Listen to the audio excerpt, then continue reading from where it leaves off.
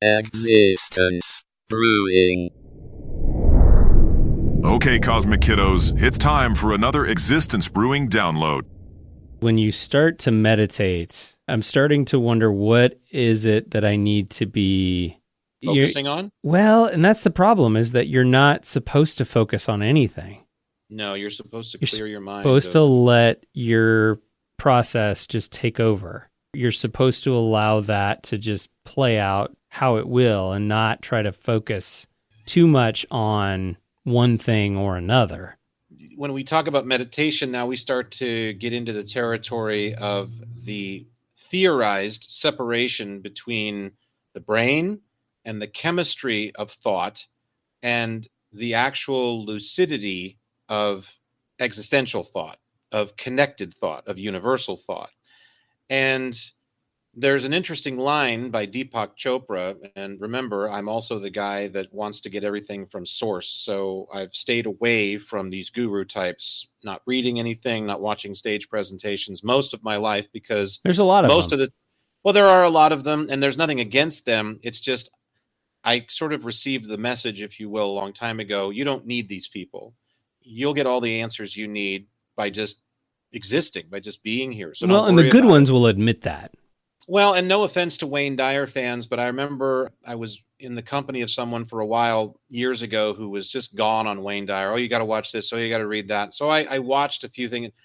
Really, he seemed like a kind of a cool dude, but all he did was just parrot the words of other gurus. He copied lines from all these masters that he'd studied with in the Far East. And I just thought, well, there's no need, as we talk about intellectual property, there's no need for his ego to have an individual, this is a shared rhythm. I get that. But it would just seem to me like there'd be something that would come directly from him. I would expect more, okay, source gave this to me, like my downloads. That's the way I see it. It's just like, okay, they're not mine.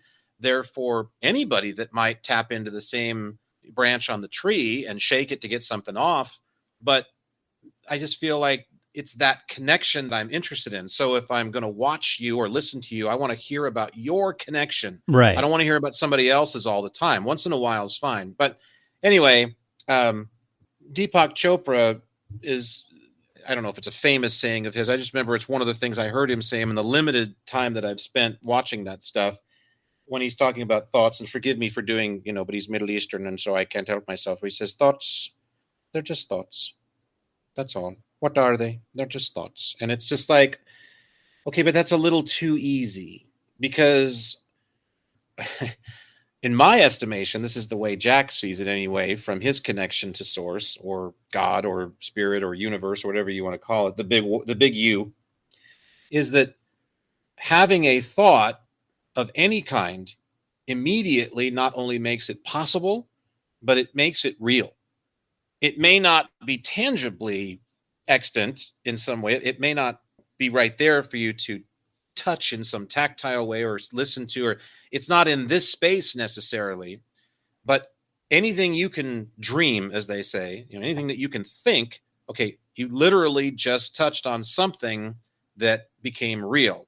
If even for just a moment while you're daydreaming or while you're skipping from one thought to the next through fields of flowers, and then all of a sudden it becomes a grim landscape because your mood changes, or I don't know. But to me, that's where I've always been at. It's just because what are we except the same thing? Thoughts. I mean, I don't know how you would define our presence here, except for we are the perpetuation of something or someone's thought, an idea that these beings and these things and all this stuff that's in our world can exist. And instead of leaving it to a whim, like, it'd be interesting, and then moving on, it somehow became something that it happens in perpetuity, something that continues to evolve, as we would say. And so I have a problem. I've always had a problem with what are thoughts. They're just thoughts. But there's so much more than that. And I know he's talking about, I think he was trying to chasing out negative thoughts or chasing out evil thoughts, or really. But the thing is that the same rules apply. It's what you do with the thought. I mean, I think it's how you acknowledge the thought, and it's what you do with it once it's there. But there are people who have quote unquote mental disorders that, that can't stop thinking terrible, dreadful thoughts Yeah. of all different varieties. And so then that would say, all right, what about them, Jack? Well, boy, I'll tell you, that's an accursed state, but I can't help but think I've got to stay hard line to my argument that those thoughts, if they're not coming from somewhere else, if there's not a demon, for lack of a more scientific term, if there's not something that's projecting those into the mind or into the experiencer's conscious state, then they're actually being brought in by choice. This person, for whatever reason, has a switch that's flipped, whether by choice or by some kind of fated design, or I don't know if it's a flaw. Is anything flawed, really? And these things, because they're able to be conjured by what we would call thought, they're real to some degree. And that's upsetting, of course, because we don't want those awful things to be real. Well, but then it's what you do with it after the fact. We've all thought about doing a terrible thing, haven't we? We've all been pissed off enough at something and had that rage fantasy. We've all had that. I don't think anybody's immune to that. I think we've all thought about doing something, even if it's just taking the penny candy or the lollipop because we want it, and the grown-up won't give it to us when we're a kid. That's not very nefarious, but it's sealing, and so it's not progressive. So we've all had regressive thoughts, no matter how extreme they may seem. But how many of us act upon them?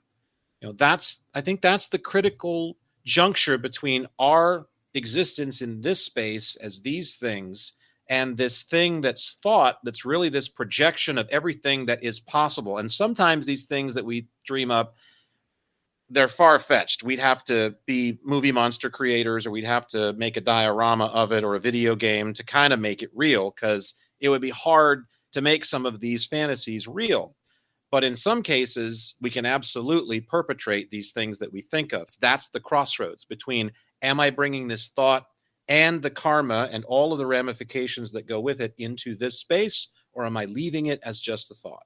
Well, and I think that they're going back to kind of what you had alluded to, which is, they a lot of times they tend to, gurus will shape their instruction based on, trying to get people who are having an issue with anxiety. That's why they're seeking out the meditation to begin with. Sure, and you're talking to one of them. And so, right here. Therefore, they're saying, okay, well, your thoughts are just thoughts. They're nothing more than that. But I feel like once you have kind of gotten through that idea of, the universe is at your fingertips. The universe is within you, and you are able to go anywhere and do anything within yourself, within your mind. And I think that then that's where you're like, okay, well, where do you then take it from there? And that's what I was referring to too, is it's like, is there a next step? Or is that something that in essence is reaching the universal field? Is that there is no thing that you can do from there. Some of us will reach that point, some of us won't. And that's where you're going back to that, okay, thoughts are thoughts are thoughts are thoughts. But once you reach the universal field, what is it that you're supposed to be doing to challenge yourself? Is what I'm saying. You're talking about Carl Spackler when he caddied for the Dalai Lama himself. And he stiffed him at the end of the Hey, 18s. Lama. Hey, Lama. Well, something. A little something for the efforts. And he said, oh, there won't be any money. But when you die on your deathbed, you will receive total consciousness. Yeah, right. So I got that going for me, which is nice. And it is. So what you're talking about to me kind of goes to the totality of consciousness. It's suddenly I am acutely aware from the baseline of existing at all that I am one with this universe, this big U that we talk about, this thing that, again, I always talk about, we are an inextricable part of, and it's an inextricable part of us. You can't remove the energy that makes me, whatever that spark is, and not completely shatter whatever it is. We go together. We're a team.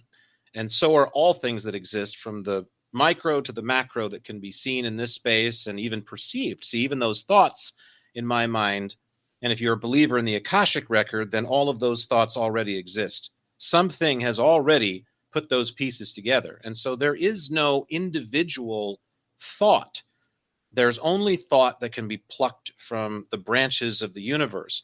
But our balancing act, our challenge in this equation as humans walking through this experience, is to figure out a way to balance the sense of self, the sense of individuality, the sense that, okay, I'm a part of it, but I'm also separate because I'm Jack Hansen, goddammit. Right. And nothing is Jack Hansen. See, and that's a wonderful tightrope to walk every day. I feel like that's one of those things that's so much more engaging than football or monster truck races.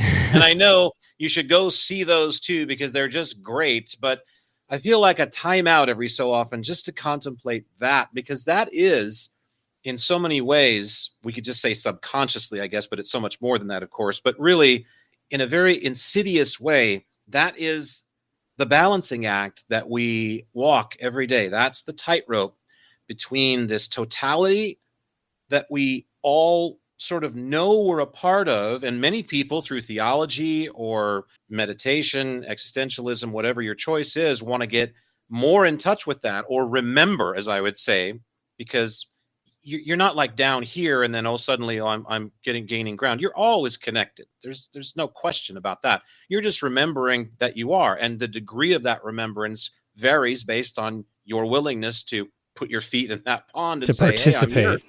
Yeah. But there's also that I'm Michael Elliott, goddammit, and that matters. And it does. And that's what's cool, because both of those things can exist. So yin yang, yes, but not this good evil that we've had our minds drawn on for all, there has to be darkness for there to be light. It's not about that. That's the balancing act. The balancing act, that the way I see it, if we're drawing the yin and yang, is the dark side is the universe, because after all, it's big and awesome, and so much of it is just empty space or a vacuum and amazing. And then the other side, the white side, is waiting to be colored in.